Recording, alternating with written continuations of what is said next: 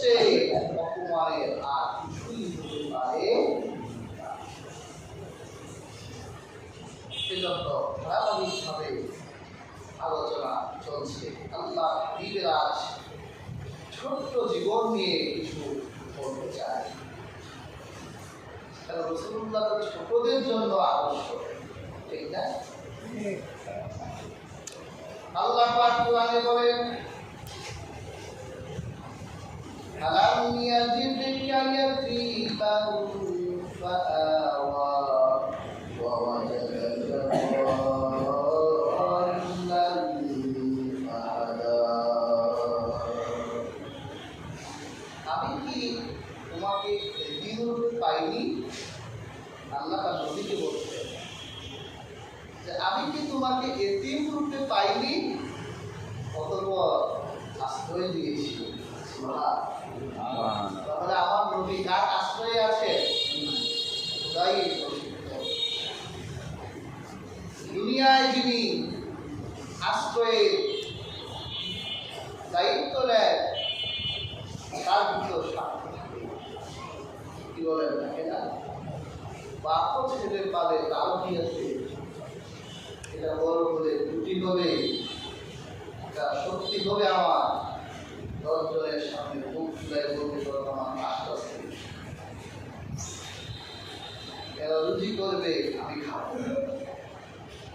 কিন্তু স্বয়ং আল্লাহ তার হাবিবের আশ্রয় চালিয়ে যায়। অতঃপর আমি আপনাকে পথ হারা পেলাম। এই শুরু করছে, আমি তোমাকে পথ হারা পেলাম, আমি তোমাকে পথের সন্ধান দিলাম। সুবহানাল্লাহ। এর দ্বারা বোঝা যায় আল্লাহ জন্মের পরেই আমার রাসূল আল্লাহর আশ্রয়ে ছিলেন। খোদাই প্রশিক্ষণ ছিল আল্লাহর হাবিবের। সেই জন্য আল্লাহর হাবিবের ছোট্ট জীবনটা আমাদের ছোট সোনামণিদের জন্য আদর্শ, ঠিক না? অনেক হুজুররা বলে আল্লাহ রাসূলের নবুয়তের পরের জীবন ধর্তব্য, এর আগে কি হয়েছে সেটা আমাদের দেখা বিষয়। সবটা শুধু ভুল নয়, গোটাই ভুল। আমার ছোট্ট শিশুর জন্য আদর্শ করেছে।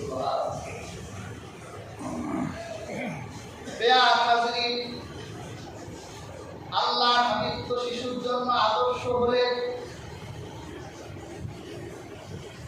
হালিমাতুস সাদিয়ার কথা শুনেন আপনি। হালিমাতুস সাদিয়া বলেন, আমি বনু সাদ গোত্রের একদল নারীর সাথে মক্কায় রওনা হলাম।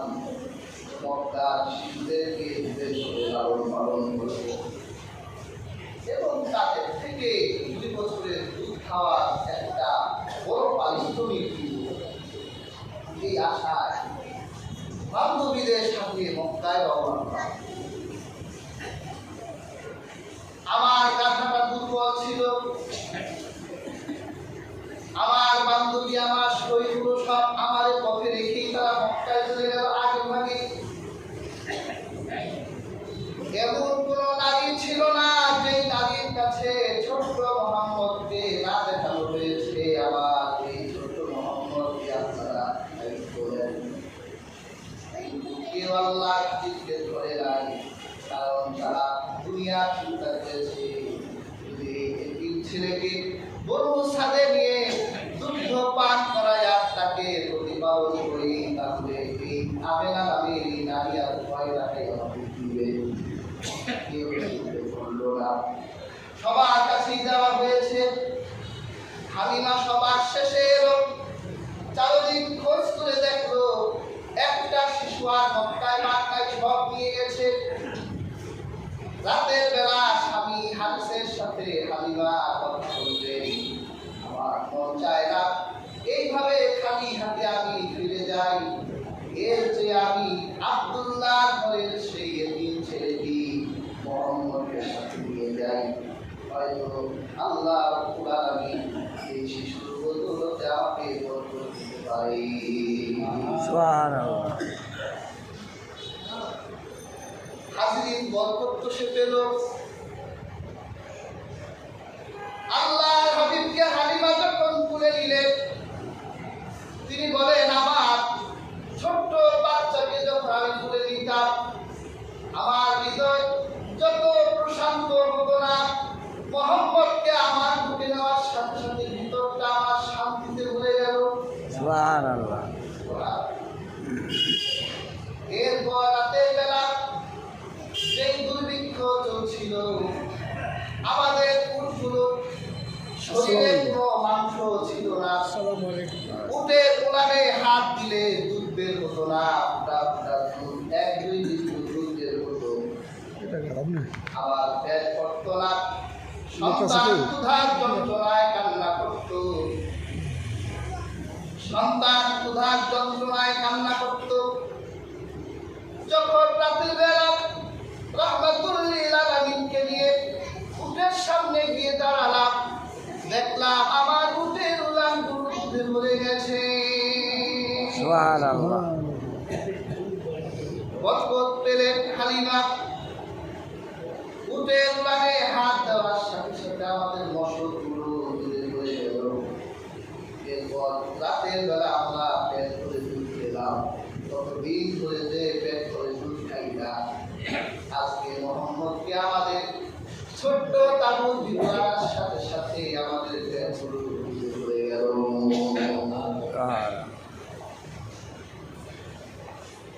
আশ্চর্য হলাম, দেখেন শিশুর জন্য আল্লাহর হাবিব যে মডেল। হালিমা বলে, আমার বাচ্চাকে যখন স্তনের গোটায় মুখ দেওয়াটা সুস্থ ঠিক দুধ বের হতো না, কিন্তু মোহাম্মদ আমিনকে তুলে নেওয়ার সাথে সাথে আমার স্তন দুধে ভরে গেছে। আমার ছেলেকে দুধ খাওয়ালাম, মোহাম্মদকে দুধ খাওয়ালাম। মোহাম্মদ রাসূলুল্লাহ তার স্তনের দুধ খেলেন, কিন্তু বামের স্তনে দিলেন না। আল্লাহ হাত থেকে আমার নবী জানে তার আরেকটা দুধ ভাই আছে, সে স্তনে কোনোদিন মুখ দেয় নাই, দুধ খেয়েছে। সকালবেলা রওনা হলাম, যেই গাড়িটা দুর্বল ছিল উঠে বসলাম, এত ক্ষিপ্র গতিতে চললো। আমার আগে রওনা হওয়া আমার বান্ধবীগুলো আমারে ডেকে বলে, ও ট্রেনের কন্যা, এটা কি ওই গাধা নাকি? হ্যাঁ ওই গাধাই। এত গতি হলো কিভাবে? তুমি কিভাবে বরকত পেলে? হালিমা কিছুই বলে না, কারণ হালিমা জানে তার যুগে যে মুহাম্মদ আছে, এই মুহাম্মদ তার বরকত। সুবহানাল্লাহ। আজকে এই হাজিরি বাড়ি নিয়ে গেলেন। হালিমার ছাগলগুলো মরুভূমিতে পাঠালে। এতদিন যে মরুভূমিতে ছাগলগুলো ঘাস পেত না, খালি পেটে যেত, খালি পেটে আসতো, আজ হালিমা লক্ষ্য করে সন্ধ্যায় তার ছাগলগুলোর পেট ভরে গেছে। গোলামগুলো দুধের প্রায় ডুম্বুর। সকালবেলা দুধ খায়, দুধ বিক্রি করে হালিমার সংসার সচ্ছল হতে লাগলো। হালিমার বান্ধবীরা বলে, হালিমার রাখালরা তাদের বকরিগুলো মরুভূমিতে চড়ায়, তোমরা কি ওই মরুভূমিতে চড়াতে পারো না?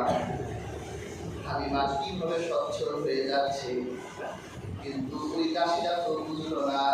হালিমার বরকতের একমাত্র কারণ হলো রাহমাতুল লিল আলামিন। ঠিক না?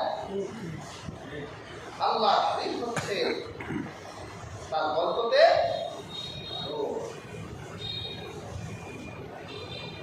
আল্লাহ হাবিবকে দুধ পান করালেন 2 বছর। এবার তো মায়ের সন্তান মায়ের কাছে ফিরাই দিতে হবে।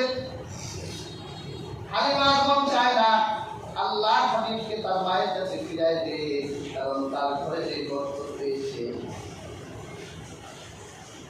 তারপরেও আল্লাহ হাবিবকে নিয়ে যাওয়া হলো মক্কায়। তখন অসুখ চলছে, মানুষেরা রোগ আক্রান্ত হচ্ছে, শিশুরা রোগে আক্রান্ত হচ্ছে। হালিমা গিয়ে মা আমেনাকে বলল, আমার মন চায় না আপনার ছেলেকে আপনার কাছে রেখে দেই, আমার মনে চায় আমি মোহাম্মদকে আমার সাথে নিয়ে যাই।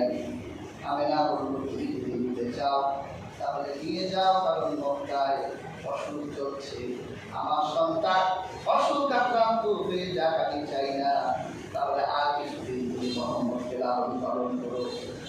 হালিমা খুশি হয়ে গেলেন। বেয়ান হাজিরিন, মনে রাখবেন, এই দুনিয়ার প্রত্যেক শিশু 2 দিনে যতটুকু বড় হয়, নবীরা 1 দিনে ততটুকু বড় হয়। আল্লাহ হাবিব সাল্লাল্লাহু আলাইহি ওয়াসাল্লাম তিনি 3-4 বছরেই মানুষ হয়ে গেলেন। আল্লাহ হাবিব হাঁটতে দৌড়াতে পারতেন, সব কিছু খুব ভালো বুঝতেন।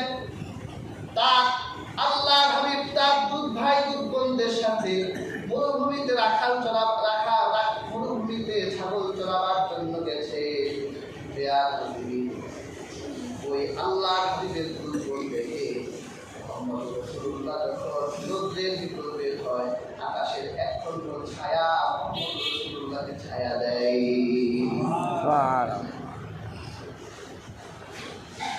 বাসায় ফিরতে দেরি হচ্ছে, হালিমার চিন্তা বেড়ে গেল, আরেকজনের সন্তান বিপদে পড়লো নাকি। তিনি আল্লাহর হাবিবকে খোঁজার জন্য মরুভূমির দিকে এলেন। এসে দেখে আল্লাহর হাবিব সাল্লাল্লাহু আলাইহি ওয়াসাল্লাম দুধ ভাই বোনদের সাথে আল্লাহর হাবিবের সাথে একটু মিষ্টিরাত করলেন। আল্লাহর হাবিবকে মিষ্টিরাত করে জিজ্ঞাসা করছে, তোমার কি গরম লাগে না? এই রোদের মধ্যে এইভাবে খেলা করছো কেন? তুমি তো ক্লান্ত হয়ে যাবে, অসুস্থ হয়ে যাবে। তখন দুধ বোন বলল, মা, মোহাম্মদকে ছেড়ে দাও, মোহাম্মদের গরম লাগে না। আমরা যখন দেখি মোহাম্মদ রোদের ভিতর বের হয়, সেই দিকে যায়, আকাশের এক খণ্ড মায়া ছায়া তার পেছনে পেছনে দৌড়াই। সুবহানাল্লাহ। আবার একদিন দুধ ভাই দৌড়িয়ে মায়ের কাছে কান্না করতে লাগলেন। হালিমা বলল, কান্না করছো কেন? আমার ওই কুরাইশ ভাইকে দেখলাম আকাশ থেকে 2টা সাদা পোশাক ভাই নেবে তাদের মরুভূমিতে শুয়াইয়া বড় একটা ছুরি বের করে তার গলা থেকে নাভি পর্যন্ত ফেলে দিয়েছে, কেটে ফেলেছে। মা, মোহাম্মদ তো মারা গেছে। হালিমা কান্না করতে করতে মরুভূমির দিকে দৌড় দিলেন। দেখলেন আল্লাহর হাবিব সাল্লাল্লাহু আলাইহি ওয়াসাল্লাম মন খারাপ করে বসে আছেন। হালিমা জিজ্ঞাসা করলো, বাবা কি হয়েছে তোমার? এভাবে মন খারাপ হয়ে বসে আছো কেন? আল্লাহ রাসূল বলেন, দেখলাম আকাশ থেকে 2টা সাদা পোশাক নামলো, আমার বুকটা কেটে ফেললো, ভিতর থেকে আমার অন্তর বের করে বরফের তস্তরিতে রাখা কি যেন আমার বরফটা তুলল, আবার রেখে দিল, বুকটা সেলাই করে দিল।